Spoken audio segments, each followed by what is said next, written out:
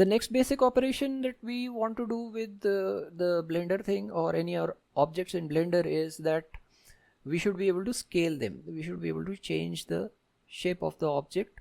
Fine. So to scale your object, of course, we have to click on the object, and let's start with the tool this time. So you have this scale tool over here. Click on the scale tool, and as usual you can scale the object in X, Y or Z direction, or let me just get the object in the basic shape, except X, except Y and except Z, the same process.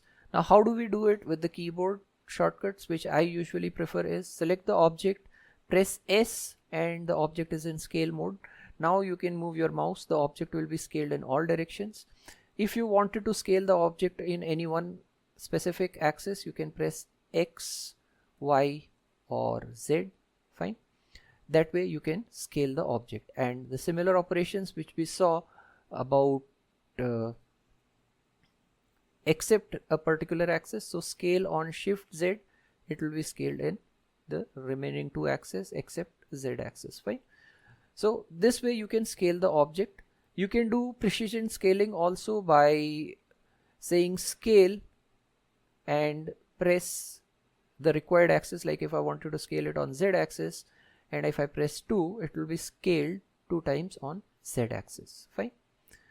Similarly, you could scale it on X, Y or whatever is the suitable requirement by giving some values.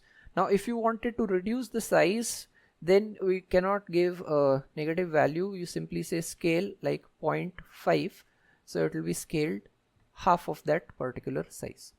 Now one thing that you need to remember is, once you scale your object, press Ctrl A and say apply scale. Now what does this do? Let's not get into that. You simply say apply scale.